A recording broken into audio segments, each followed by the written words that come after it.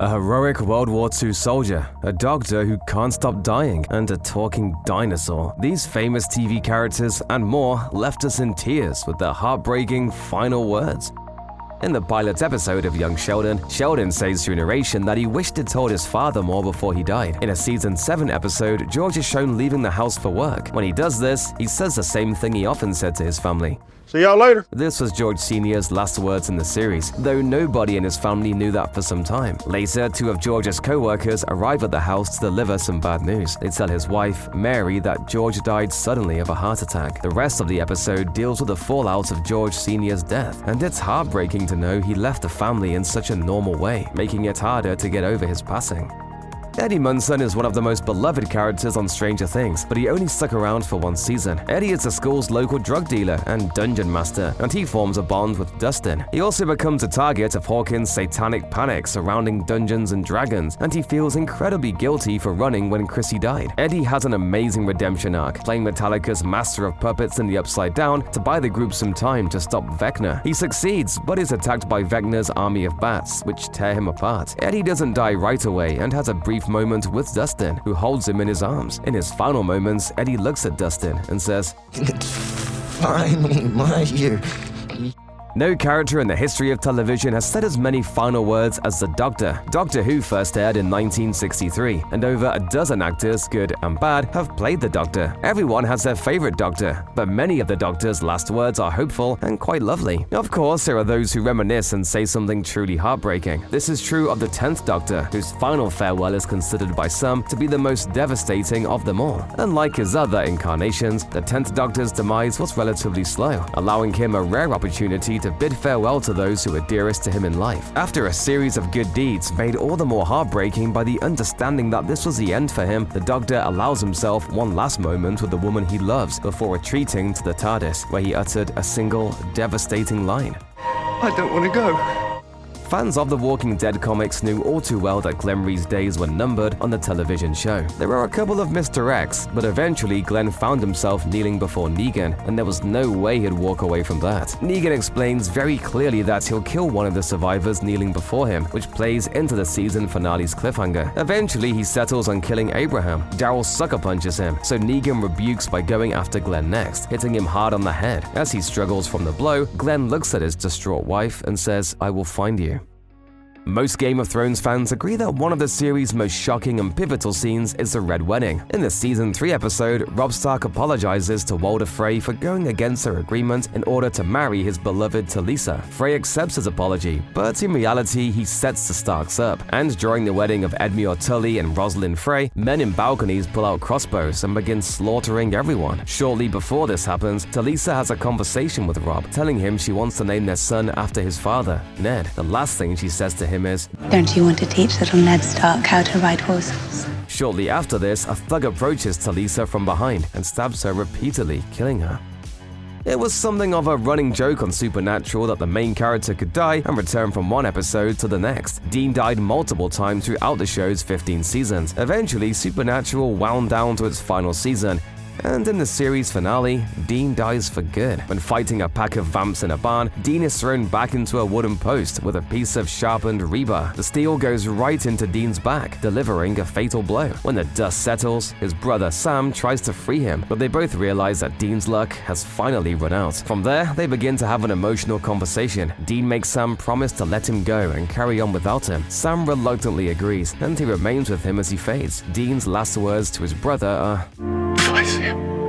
Season 4 of Orange is the New Black ends with the tragic death of Poussey, Washington. During what begins as a peaceful demonstration in the cafeteria, Suzanne Warren becomes increasingly more agitated, pushing Poussey to try and calm her down to de-escalate the situation. Unfortunately, this puts her into the action as Corrections Officer Bailey restrains her. Bailey doesn't merely hold her, he pushes her to the ground and places his knee onto her back. He holds this position for far too long while fighting off Suzanne, resulting in Poussey's accidental death by suffocation. Before this happens, Poussey says simply, Band of Brothers is one of the most realistic portrayals of World War II combat to ever grace the small screen, and it features a massive cast. Because the series is based on true stories, many of the characters are representations of real people who fought during the conflict, and the show doesn't pull any punches in depicting the horrors of war, especially when it comes to characters' deaths. In one episode, Private First Class Eugene Jackson goes on patrol across a river. During the mission, Jackson finds himself too close for a grenade and is severely wounded when it explodes. He's picked up by his team and taken back across the river, but it's not good. Jackson's wounds are fatal, and as he lies there among his friends, he knows the end is coming. Jackson says something that's been uttered on countless battlefields throughout history: "I don't want to die, I don't want to die." MASH was one of television's greatest series, and it concluded with an episode that broke records. In the finale, titled Goodbye, Farewell, and Amen, Hawkeye has a mental health crisis following the death of a baby, as he feels responsible. With the help of his friends, he manages to climb out of the pit of depression he's in and say goodbye to the members of the 4077th. Each goodbye is heartfelt and beautiful, leading up to the final scene, where Hawkeye spends his final moments with BJ Honeycutt. Hawkeye acknowledges the difficulty his friend has in saying goodbye, so he does it for him. He explains that if they don't see one another again, he wants Honeycutt to know how much he means to him. In their final moments together, Hawkeye says his final words: Miss you. I'll miss you. Charlie Pace in Lost has a lot of baggage, and few would call him an extraordinarily good person at the beginning of the show. Fortunately, he adapts and evolves to the island and his fellow survivors, which helps him to become a better man and friend to people around him. Charlie finds his ultimate redemption in a Season 3 episode titled Through the Looking Glass. The action ramps up as the others go after the survivors at their beach camp while Penny's freighter is anchored nearby. Charlie and Desmond are on the boat when Charlie intercepts a transmission from Penny, Desmond's partner. It turns out Penny has no idea about the boat, indicating the survivors were tricked. Before Charlie can leave the communications room, a bad guy detonates a grenade, so Charlie closes a watertight door to spare Desmond. Knowing he's going to die, Charlie does what he can to save his friends by quickly scrawling "Not Penny's boat" on his left palm, which he holds to the porthole so Desmond can see it. Charlie then dies of drowning.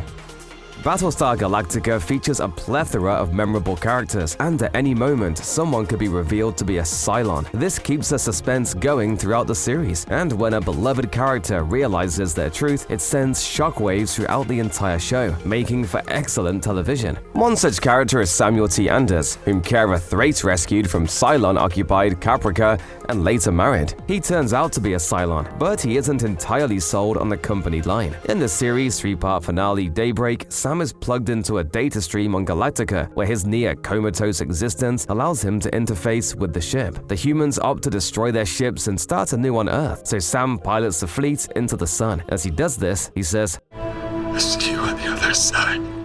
Dinosaurs was a 1990s family sitcom about anthropomorphic dinosaurs living in a prehistoric society. Throughout the series, the father, Earl, takes care of his family while managing a challenging work-life balance. The series concluded in a depressing way. It focused on the planet's failing ecology, leading to an inevitable ice age, which is a result of global cooling. The older Sinclairs see the writing on the wall, and in the final scene, Earl tries to calm his youngest child as he ponders the terrible decisions that led to the end of the world. After reminiscing about their plight, Earl reassures his kids, saying, Dinosaurs have been on this earth for 150 million years.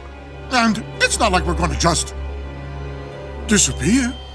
Dr. Lance Sweets is easily one of the most beloved characters from the Fox series Bones. Sweets is an affable and funny FBI psychologist who is assigned to work with Seeley Booth and Temperance Brennan. He remains an important character throughout the series, but he dies horribly in the season 10 premiere. As the episode progresses and the murder plot unfolds, Booth and Brennan are called to a parking garage where they find Sweets beaten to a pulp. As his friends arrive, they work to try and help him. Before he dies, he explains what happened to his friends, who try to comfort him. His last words are, "You two, the world is a lot better than you think it is." With that, Sweets succumbs to his injuries and dies.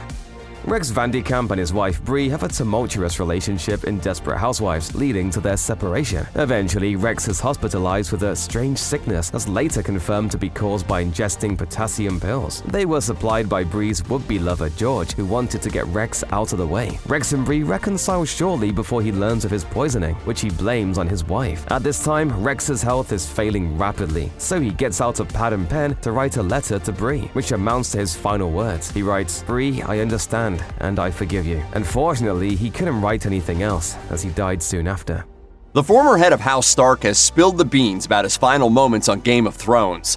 Even after 7 more seasons of pain and bloodshed, the death of Eddard Stark still stings. Played by Sean Bean, Ned Stark was originally positioned as the closest thing the expansive fantasy series had to a main character, making it extra devastating and effective when he met his maker at the end of the first season. For those who don't exactly remember what happened to Ned, he falsely confessed to treason after Robert Baratheon died in a hunting accident calculated by Cersei Lannister, and Cersei's son Joffrey took the Iron Throne. Ned questioned Joffrey's claim to the throne, then Cersei had him locked up and demanded he own up to treason. Though Ned's daughter Sansa and Cersei both asked Joffrey to reconsider, the little tyrant ordered Ned to death by beheading anyway. So long as I am your king, treason shall never go unpunished.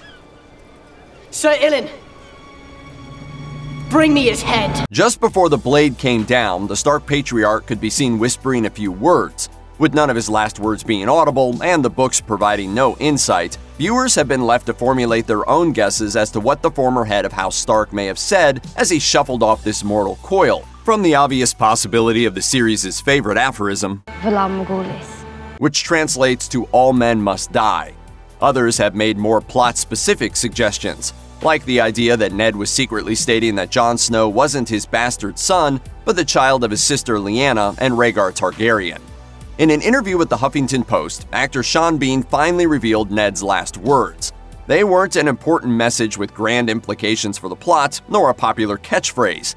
In actuality, Ned said a simple, quiet prayer just before dying. Bean explains that he wanted to make Ned's death seem as realistic as possible in a series that features dragons and men coming back to life and a frosty villain who can reanimate corpses. He said, "I couldn't be too specific because I don't know if religion like that was around in those days, whatever they were. I just thought, what would you do if this were really gonna happen? You probably would pray. You probably would murmur some words and keep it quiet. You'd keep it to yourself." According to Bean, he didn't set out to give fans something to speculate on, saying he only spoke during the scene because it felt right for the character.